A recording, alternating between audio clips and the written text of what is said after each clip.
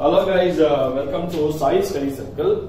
ಇವತ್ತು ತುಮಕೂರು ಯೂನಿವರ್ಸಿಟಿ ಅವರಿಗೆ 5th semester ಬಿಕಾಮ್ಗೆ ಅಡ್ವಾನ್ಸ್ಡ್ ಫೈನಾನ್ಷಿಯಲ್ ಅಕೌಂಟಿಂಗ್ ಅನ್ನೋ ಒಂದು ಚಾಪ್ಟರ್ ಇದೆ. ಅದರಲ್ಲಿ ಹೋಲ್ಡಿಂಗ್ ಕಂಪನೀಸ್ ಮಾಡಿ ಸರ್ ಅಂತ ತುಂಬಾ ಜನ ಫೋನ್ ಮಾಡ್ತಾ ಇದ್ದಾರೆ. ಖಂಡಿತ ನಾನು ಹೋಲ್ಡಿಂಗ್ ಕಂಪನೀಸ್ ಮಾಡಿ ಕೊಡ್ತೀನಿ. ಈ ವಿಡಿಯೋನ ದಯವಿಟ್ಟು ನಿಮ್ಮ ಎಲ್ಲಾ ಫ್ರೆಂಡ್ಸ್ಗೂ ಶೇರ್ ಮಾಡಿ, ಓಕೆನಾ? ಇಲ್ಲಿ ಫಸ್ಟ್ 2023 ಕ್ವಶನ್ ಪೇಪರ್ ಅಲ್ಲಿ ನಮಗೆ ಒಂದು 2 ಮಾರ್ಕ್ಸ್ ಕ್ವಶನ್ ಇದೆ.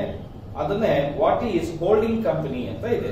ಸಿ, ಹೋಲ್ಡಿಂಗ್ ಕಂಪನಿ ಅಂತ ಹೇಳಿದ್ರೆ when one company purchases majority shares of the another company, when one company purchases majority shares of the another company, the company which purchases the majority shares is called as a holding company. The company which sells majority shares to the holding company is called as a subsidiary company. ಅಂದ್ರೆ ಯಾವ company 50% ಗಿಂತಲೂ ಜಾಸ್ತಿ shares ಅನ್ನ ಇನ್ನೊಂದು company shares ನ purchase ಮಾಡುತ್ತೆ ಅದನ್ನ holding company ಅಂತ ಹೇಳ್ತೀವಿ. ಯಾವ ಕಂಪನಿ ಅದರ 50% ಶೇರ್ಸ್ ಅನ್ನ ಬೇರೆ ಕಂಪನಿಗೆ ಮಾರ್ತಾರೆ ಅವರನ್ನ ಸಬ್ಸಿಡರಿ ಕಂಪನಿ ಅಂತ ಹೇಳ್ತೀವಿ.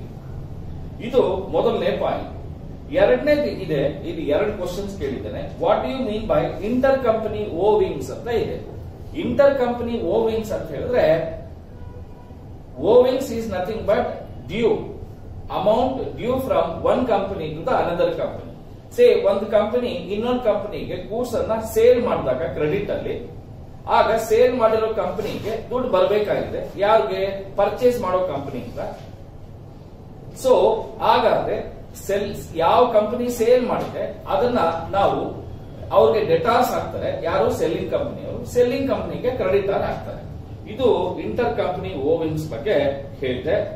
ಇನ್ನು ಒಂದು 5 ಮಾರ್ಕ್ಸ್ ಕ್ವಶನ್ ಒಂದಿದೆ, ಇದನ್ನ ಓದ್ಬಿಡ್ತೀನಿ, ನೋಡ್ಕೊಳ್ಳಿ. ಈ 5 ಮಾರ್ಕ್ಸ್ ಕ್ವಶನ್ ಅಲ್ಲಿ ಏನಿದೆ ಅಂತ ಹೇಳಿದ್ರೆ, H limited acquired 4000 shares of 100 each in S limited out of 5000 shares of S Limited at the market value of 180 rupees per share ಅಂತ ಇದೆ. ಅಂದ್ರೆ H company S company shares ಅನ್ನ ಪರ್ಚೇಸ್ ಮಾಡಿದೆ. ನೋಡಿ, ಎಸ್ ಕಂಪನಿನಲ್ಲಿ 5000 ಶೇರ್ಸ್ ಇತ್ತಂತೆ.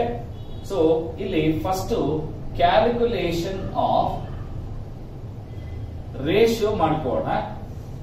Ratio ಮಾಡಿಕೊಂಡ್ರೆ H company S company ಇದೆ, ಒಟ್ಟು 5000 ಶೇರ್ಸ್ ಇದೆ. ಎಲ್ಲಿ? ಎಸ್ ಕಂಪನಿನಲ್ಲಿ 5000 ಶೇರ್ಸ್ ಇದೆ. ಸೊ ಈ H company S company 5000 shares ಅಲ್ಲಿ 4000 ಶೇರ್ಸ್ ಅನ್ನ ಪರ್ಚೇಸ್ ಮಾಡಿದೆ. ಹಾಗಾದ್ರೆ ಇನ್ನು ಎಸ್ ಕಂಪನಿಗೆ ಎಷ್ಟು ಉಳಿಯುತ್ತಪ್ಪ ಅಂದ್ರೆ 1000 ಶೇರ್ಸ್ ಉಳಿಯುತ್ತೆ. ಈ ಎಚ್ ಕಂಪನಿಯವರು 4000 ಶೇರ್ಸ್ ನ ಪರ್ಚೇಸ್ ಮಾಡ್ತಾ ಇದ್ದಾರೆ. ಎಷ್ಟು ರೂಪಾಯಿಗೆ ಅಂದ್ರೆ 180 ರೂಪಾಯಿ ರೇಟ್ಗೆ ಪರ್ಚೇಸ್ ಮಾಡ್ತಾ ಇದ್ದಾರೆ. ಹಾಗಾದ್ರೆ ಎಷ್ಟು ಬರುತ್ತೆ? 7,20,000 ರೂಪೀಸ್ ಅನ್ನ ಪರ್ಚೇಸ್ ಮಾಡ್ತಾ ಇದ್ದಾರೆ. ಆದ್ರೆ 100 ರೂಪಾಯಿ ಇರ್ತಕ್ಕಂಥ ಶೇರ್ಗೆ 180 ರೂಪಾಯಿ ಕೊಡ್ತಾ ಇದ್ದಾರೆ. ಅಲ್ಲಿಗೆ 4 ಲಕ್ಷ ರೂಪಾಯಿಗೆ ಇವ್ರು ಎಷ್ಟು ಕೊಡ್ತಾ ಇದಾರಪ್ಪ ಅಂದ್ರೆ 3,20,000 ರೂಪಾಯಿ ಜಾಸ್ತಿ ಕೊಡ್ತಾ ಇದ್ದಾರೆ. ಕರೆಕ್ಟಾ? ಇದು ಜಸ್ಟ್ ಒಂದು ಪಾಯಿಂಟ್ ಹೇಳಿದೆ ನಿಮಗೆ. ಇಲ್ಲಿ ರೇಷಿಯೋ ಮಾಡಬೇಕು ಅಂದ್ರೆ 4:1 ಬರುತ್ತೆ. ಯಾಕೆಂದ್ರೆ 5000 ಶೇರ್ಸ್ ಅಲ್ಲಿ ಎಸ್ ಕಂಪನಿ ಶೇರ್ಸ್ ಅಲ್ಲಿ ಎಚ್ ಕಂಪನಿ 4000 ಪರ್ಚೇಸ್ ಮಾಡಿದೆ. ಇನ್ನ ಎಸ್ ಕಂಪನಿಗೆ ಉಳಿಯೋದು ಬರೀ 1000 ಶೇರ್ಸ್ ಮಾತ್ರ. ಸೊ 4:1 ರೇಷಿಯೋ ಅಂತ ಹಾಕೊಳ್ತೀವಿ. ಆಮೇಲೆ ಏನಿದೆ? On the date of acquisition, ಇದೆಲ್ಲ ಆಗಿರೋದು ಯಾವ ಡೇಟ್ ಅಲ್ಲಿ ಅಂತ ಏನು ಕೊಟ್ಟಿಲ್ಲ. ಬಟ್ ಏನ್ ಹೇಳ್ತಾ ಇದ್ದಾನೆ, ಯಾವತ್ತು ಪರ್ಚೇಸ್ ಮಾಡಿದರೆ ಆ ಡೇಟ್ ಅಲ್ಲಿ S company had a profit and loss credit balance of 80,000, reserve of 30,000. At the end of the year, the profit and loss account of S Limited showed a credit balance of 1,20,000. Calculate minority interest ಅಂತ ಹೇಳಿದ್ದಾರೆ. ಈಗ ನಾವು ಏನ್ calculate ಮಾಡಬೇಕು ಅಂದ್ರೆ ಎರಡನೇ step ನಲ್ಲಿ calculation of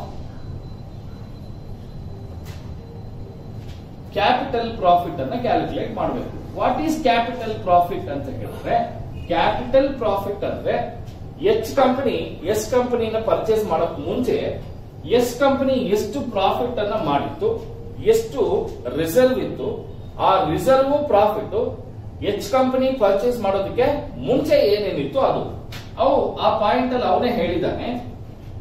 on the date of acquisition, purchase ಮಾಡೋ ಡೇಟ್ ಅಲ್ಲಿ ಆಲ್ರೆಡಿ ಎಸ್ ಕಂಪನಿನಲ್ಲಿ reserve profit and loss account 80,000 ಇತ್ತಂತೆ. ಹಾಗೆ ಜನರಲ್ ರಿಸರ್ವ್ ಎಷ್ಟಿತ್ತಂತೆ? 30,000 ಇತ್ತಂತೆ. ಹಾಗಾದ್ರೆ ಒಟ್ಟು 1,10,000 ರೂಪಾಯಿ ಕ್ಯಾಪಿಟಲ್ ಪ್ರಾಫಿಟ್ ಆಗುತ್ತೆ. ಇನ್ನ ಮೂರನೇ ಸ್ಟೆಪ್ ನಲ್ಲಿ ಕ್ಯಾಲ್ಕುಲೇಷನ್ ಆಫ್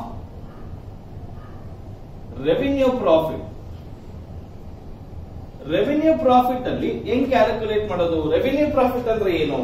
ರೆವಿನ್ಯೂ ಪ್ರಾಫಿಟ್ ಅಂದ್ರೆ ಎಸ್ ಕಂಪನಿ ಎಚ್ ಕಂಪನಿಗೆ 4,000 ಶೇರ್ಸ್ ನ ಸೇಲ್ ಮಾಡದ ಮೇಲೆ ಎಷ್ಟು ಪ್ರಾಫಿಟ್ ಅರ್ನ್ ಮಾಡಿದ್ದಾರೆ ನೋಡಿ. ಒಂದ್ಸರಿ ಎಚ್ ಕಂಪನಿಗೆ ಮಾರಿದ ಮೇಲೆ ಎಸ್ ಕಂಪನಿ ಒಬ್ಬರೇ ಕೆಲಸ ಮಾಡಲ್ಲ, ಎಸ್ ಕಂಪನಿನೂ ಕೆಲಸ ಮಾಡ್ತಾ ಇರ್ತದೆ, ಜೊತೆನಲ್ಲಿ ಎಚ್ ಕಂಪನಿನೂ ಸೇರ್ಕೊಂಡಿರುತ್ತೆ. ಇಬ್ರು ಸೇರ್ಕೊಂಡು ಮಾಡಿಸ್ತಕ್ಕಂತ profit at the end of the year the profit and loss account of S limited showed a credit balance of 1,20,000 ಅಂತ ಹೇಳ್ತಾ ಇದ್ದಾನೆ. ಸೊ ಹಾಗಾದ್ರೆ ಪ್ರಾಫಿಟ್ ಅಂಡ್ ಲಾಸ್ ಅಕೌಂಟ್ 1,20,000 ರೂಪಾಯಿ ಇತ್ತಂತೆ. ಹಾಗಾದ್ರೆ ಒಟ್ಟು ಎಷ್ಟಿತ್ತಪ್ಪ ಅಂತ ಹೇಳಿದ್ರೆ 1,20,000 ಇತ್ತು. ಇದು ಟೋಟಲ್ ರೆವಿನ್ಯೂ ಪ್ರಾಫಿಟ್ ಆಯ್ತು. ಈಗ ಕ್ಯಾಲ್ಕುಲೇಷನ್ ಆಫ್ ಮೈನಾರಿಟಿ ಇಂಟ್ರೆಸ್ಟ್ ನೋಡಿ.